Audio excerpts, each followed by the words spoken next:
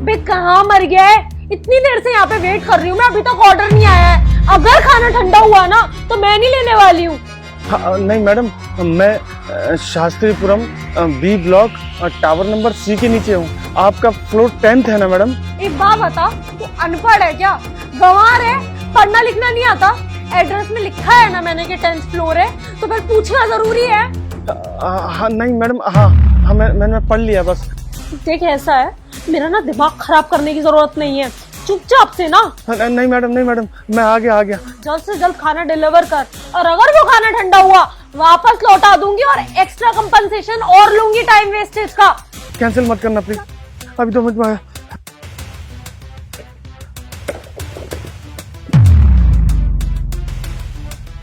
अरे दिव्या क्यों चिल्ला रही थी इतना? चिल्लाऊं नहीं तो क्या करूं? सुबह से भूखी हूँ, घर में गैस खत्म हो रही है, कुछ बन नहीं पा रहा है। तुम तो जाके अपना डाइट का खाया है जो तुम्हें खाना था, तुम्हारा खाना ही अलग चलता है। मैं तो भूखी हूँ ना यहाँ पे। अरे दिव्या हो सकता है उसको ट्रैफिक मिल गया होगा, इसलिए जाम में फंस गया होगा, बेचारा आ ही रहा होगा। तो मैं क्या करूं? वो जाम वाम में नहीं फंसा था, नीचे खड़े होके बेवकूफ सा कॉल करके ये पूछ रहा है कि कौन सा फ्लोर है, जबकि मैंने उसमें लिख रखा है कि 10th फ्लोर है। तो जरूरी है क्या कंफर्म करना?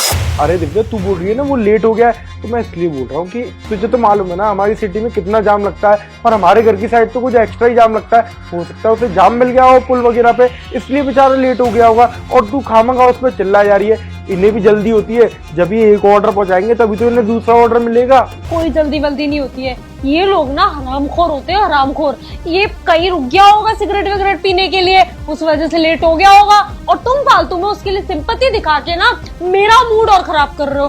तुम अपना काम करो, मैं उससे डील कर लूंगी।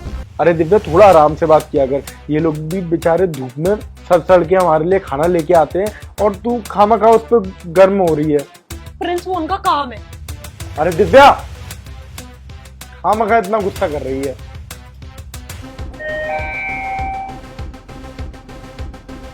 क्या? क्यों खड़ा है भाई? मैडम वो 10th फ्लोर पे एक है ना ऑर्डर है मैडम का, तो वही देने के लिए जा रहा था। तो पता नहीं है क्या तेरे को? पहली बार आया है क्या सोसाइटी में? तुम जैसे दो कौड़ी के लोग, डिलीवरी बॉय या फिर वो स्वीपर या फिर जो भी होते हैं ना कर्मचारी, तुम लोगों के लिए लिफ्ट नहीं होती है।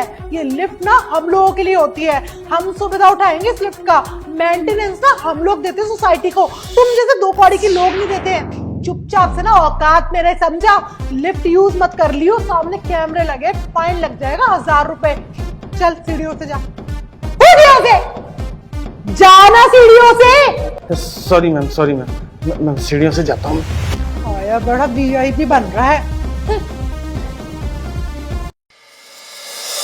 देखा, मैंने बोला था ना हरामखोर है वो एक नंबर का। क्या बोला था उसने उस वक्त कि मैं नीचे ही खड़ा हुआ हूँ, फ्लोर कंफर्म करने के लिए कॉल किया है। वो अभी तक यहाँ पर नहीं आया है। 20 मिनट हो गए, 20 मिनट। अभी फोन करती हूँ इसे।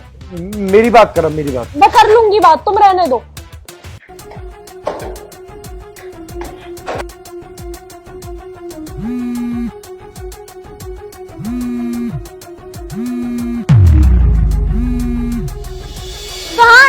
इतनी देर से यहाँ पर वेट कर रही हूँ अपने ऑर्डर के लिए।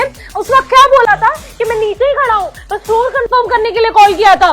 20 मिनट लगते हैं क्या 10th फ्लोर पे आने के लिए ऊपर? हाँ नहीं मैडम, बस मैं पहुंच ही गया। वो एक मैडम ने लिफ्ट यूज नहीं करने दी थी ना, इसलिए मैं सीढ़ियों से आ रहा हूँ। लिफ्ट लगी हुई है हमारी सोसाइटी में इतनी बढ़िया, जो 2 मिनट में ना ऊपर 10th फ्लोर पे पहुंचा देती है, और तू 20 मिनट तक यहाँ पे नहीं आया है। मैं ना कंप्लेंट कर रही हूँ तेरे खिलाफ। अब अपना ऑर्डर ना तू अपने पास ही रख। नहीं मैडम नहीं, बस 5 मिनट में पहुंच रहा हूँ मैं। ये बकवास ना मेरे से मत करियो। अगर 2 मिनट के अंदर मेरा ऑर्डर मेरे पास नहीं आया है ना तो कैंसिल करूंगी, उसकी कंप्लेंट अलग से करूंगी।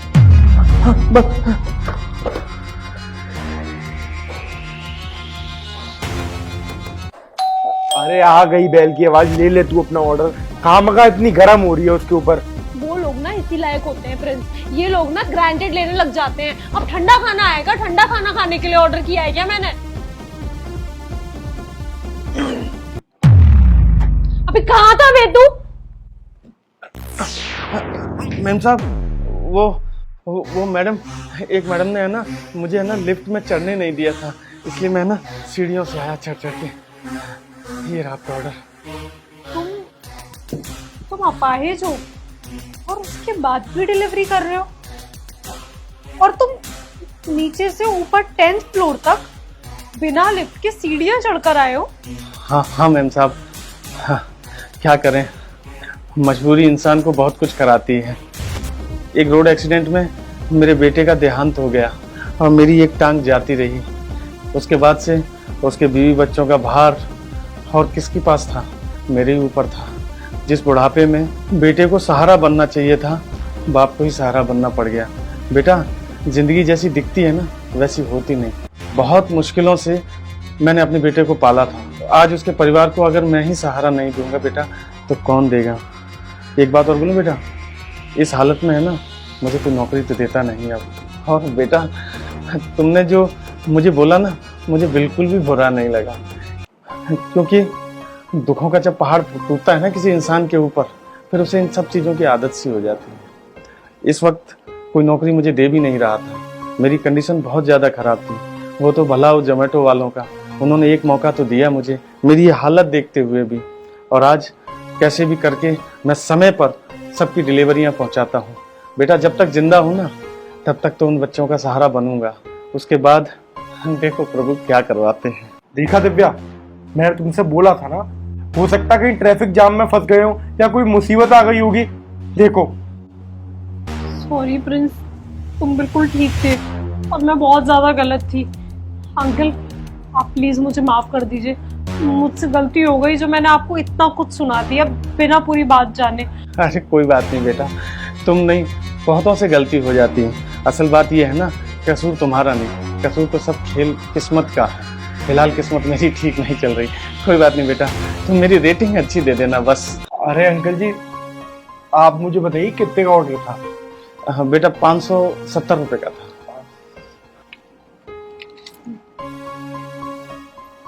ये लीजिए, और बाकी पैसे ना आप रख लीजिए, आपको काम आएंगे। अरे नहीं बेटा, मेहनत मजदूरी करके इतना हो जाता है कि 2 टाइम की रोटी का गुजारा हो जाता है बेटा, इनकी जरूरत नहीं है। अरे अंकल जी, मैं भी आपके छोटे बेटे की तरह हूँ, आप रख लीजिए। ठीक है बेटा।